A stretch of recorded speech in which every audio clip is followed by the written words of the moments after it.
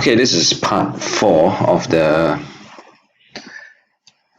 British colonization of Malaya, and this one will be looking at the impact of British rule on Malaya, as we have looked at impact of various other people's rule, such as Stalin and Hitler.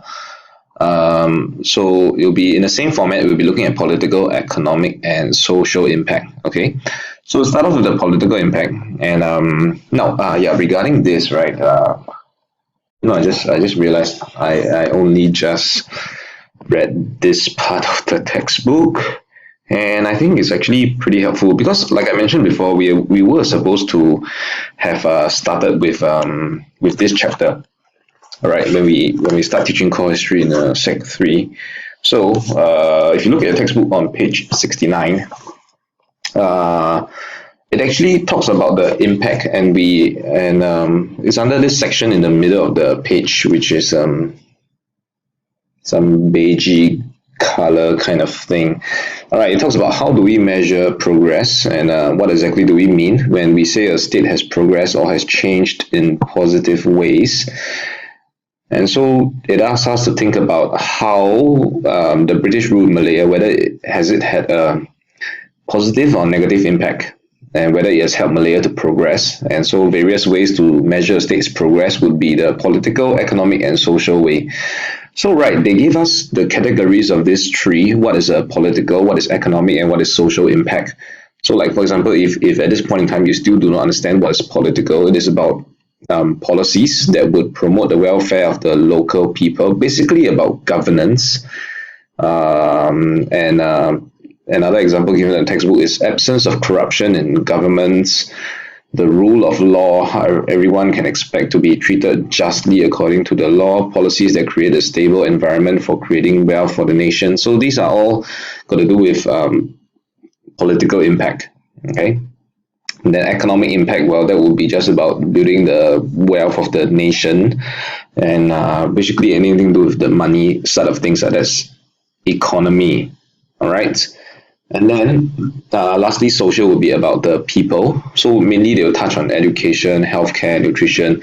So if you think about this and you recall about what we have done under Hitler and Stalin, we do discuss some things about education and the impact on the people's lives, and how, whether is it a good change or a bad change. Now, I have mentioned this before: political, economic, and social. Now, these categories are very good ways to think about things in general, especially when it comes to humanities subjects, like looking at the political, social, and economic impact of things. Right, so as we start off on the political impact, okay, we look at the political system of how the British have actually ruled Malaya. So we look at the resident system and how the power of the sultans have transferred to the British residents, how some sultans and chiefs are employed in states administration and helping in the tax collection and currency reform. So like, for example, the people who work in the IRS, that would be the something revenue, Inland Revenue Association Singapore. Well, those are people who collects the tax, and those are the people who would actually deal with that. So they are public servants, and they would be involved in doing this. So that would be something that would be considered political. No, that sounds weird. No, that will be a system that has been put in place in Singapore, lah. And so for the British in Malaya, that's what they have done for Malaya, in which they put in this particular system to help in tax collection and currency reform. So this is considered a political impact, where they actually transfer the power from the sultans to actually to the British residents. Okay, so is this a good change or a bad change? Now, when they were doing this and when they colonized the entire Malaya, there's actually a greater standardization of laws. So because previously it's under each sultan, right? So let's say maybe the Sultan of Johor, he would like to have a 10% tax, and then the Sultan of Pahang would like to have some other 20% tax. And so there's no really standardization in across Malaya. And like we mentioned before, Southeast Asia actually exists as an entity, as in not an entity, as in as an entire area rather than countries. So basically, when you sort of like unite Malaya together as a country proper, you get to actually standardize the laws greater. So when we talk about the standardization of laws, is it a good change or a bad change? There are many different ways to think about it. So I have something interesting here for you. So like in USA, it has different states, but it doesn't have standard laws across. So like in Singapore, right, we are one state. Okay, there isn't like Choa Chu Kang State or Bukit Panjang State. It doesn't work that way. We are one state because we are that small. Whereas in Malaysia today they have different states. I think 12 if I'm not wrong, and for USA I think there are 50. And so that's why it's called United States of America. All right. So it's just that sometimes we use US, which is easy abbreviation. But in the different states, like in Oklahoma, you can be arrested for making ugly faces at the dog. Probably something happened that made them come out with this law. In Salt Lake County, Utah, it's illegal to walk down the street carrying a violin in a paper bag. And in Pennsylvania, it's against the law to tie a dollar bill on a string to the ground and pull it away when someone tries to pick it up. It sounds like a really funny prank, but it's illegal to try that in Pennsylvania. Right, so there's no standardization of laws, but there is also a standard set of laws that covers the entire USA. Like for example, the most recent one I think is about the homosexuality and how it's now legal for homosexuals to marry in United States. So that's something that's been legalized and it becomes a federal law, right? So that would be handled by the so-called the federal law in United States now. To give you a clearer example of a different set of laws, so if you are, let's say, working in Los Angeles, you are the police in Los Angeles, the LAPD, well, you can only arrest people in Los Angeles. You cannot go to New York and arrest somebody down there. That would be out of your jurisdiction. So the people who actually cares about the entire law in USA would be the FBI. That's why they call it Federal Bureau of Investigation. Okay, I'm sure you have heard of FBI while watching TV or movies somewhere around, right? So yeah, there's still a standard set of laws for the entire USA, but in the different states there are still different laws. So when there's standardization of laws, at least it does help to standardize some things.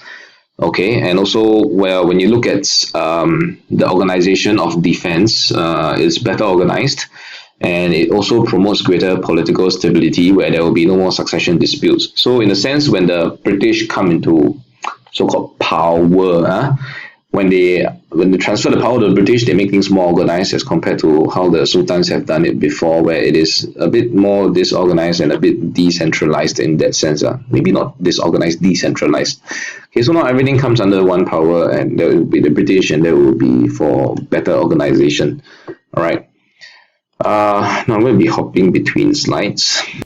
And the next one would be on the economic impact of the British rule. So this one I think is pretty straightforward since we have covered economic impact.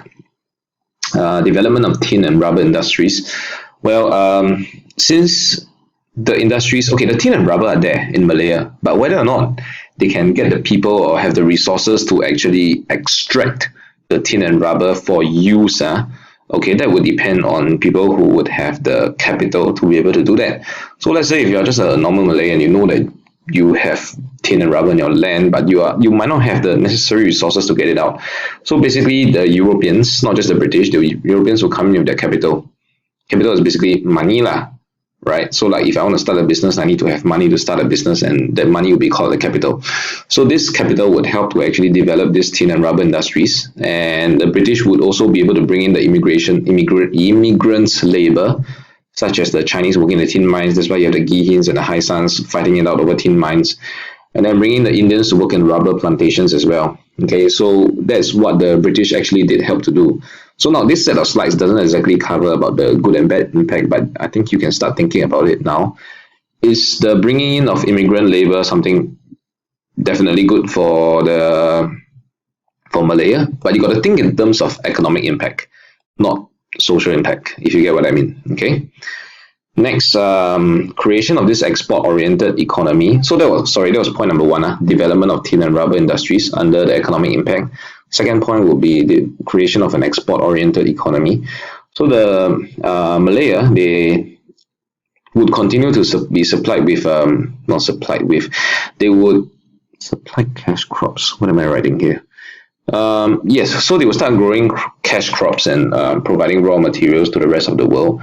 So what is the opposite of an export-oriented economy would be one that is a subsistence-based economy where you just simply grow stuff for your own purpose and for your own use and not to sell to the outside world. So now the British come in and they change it to an export-oriented. Basically, you're growing stuff to sell more things. I think some of you cannot understand the concept because today I think we are all living in an export-oriented economy and that's our main purpose to sell things rather than just producing enough things just for your own use, right? And so, but the bad thing about this, so yeah, I mean, I'm giving you the answer for this. This will be an negative impact. The incomes will link to prices of products which rose and fell according to world demand. So basically, if there's no demand for your products, even if you can make them, you might not necessarily be able to sell them. So, like for example, the Great Depression hit Malaya, the prices were affected and the prices would plunge. Okay, so well, having a export-oriented economy doesn't mean to say it's necessarily a bad thing. It helps to improve your income, increase your income, and things like that. But well, things would happen because you would be linked to the world. Then, all right, like how today we are all linked to the world. Development of infrastructure. Okay, so new roads, bridges, harbors, and railways were built to connect tin mines and rubber plantations. And the formation of the Federated Malay States, it helped to facilitate better coordination of railway lines. Now, railways are very important. Today, I bet some of you guys have never even sat in a railway before, but railway is actually last time is a main mode of transport for transporting goods. This is a time before aeroplanes and were invented. And I know you have ships to carry the things around from ports to ports, but from the ports to bring inland, you need another mode of transportation, right? And the most the best way would be through railways, and railways are actually very important in linking up the entire country. Okay, now, so if you recall, if you did watch this movie while we were studying about Japan, the last samurai movie, now this guy here, he wanted to build railways. Why? Because Japan was modernizing and the samurai represented the traditional Japan. So yeah, the movie was essentially about modernity versus tradition, where the samurai wanted to keep the traditional Japan, and yet this guy was fighting the samurai because he wanted to build railways through where the samurais were staying, and the samurais refused to give that area up, right? So he needed to get rid of the samurai. So railways are very important. It helped this guy to actually become rich because he was involved in this building of the railways. So if you watch the movie, you understand a little bit more about what's going on. See, I've been telling you all this time. Go watch movies, please. Everything links together, and you'll be able to understand things better. All right. Okay, and the last impact, standardization of currencies. So they help to standardize and regulate the currency, and they started using this thing called the Straits dollar, and this will be a standard unit of currency which was used in the Straits settlement, and it would have a positive effect on trade because there will be no more guessing about what's the currency like. I mean, if you think about it, like today we have $1 Singapore. It's at this point in time when the video is being made, I think we can exchange $1 for 3 Malaysian ringgit. How do we know what is decided? What are the forces that decides $1 Singapore is equating to 3 Malaysian ringgit is depending on some kind of economics thing which I don't really understand. But last time when they didn't have something to standardize that, they have nobody to tell them that $1 Singapore is equals to like $2 stuff like that. They needed something that would be more standardized, and so with the Straits dollar, it helps to even things out a bit and make things a bit clearer for them. All right, so with this particular impact, it helps to actually encourage trading because when the traders come over to Malaya, they will see that, hey, you're using a standard Straits dollar, and it'll be easier for us to do trading rather than wondering what is the exchange rate like, if there ever was an exchange rate in the past.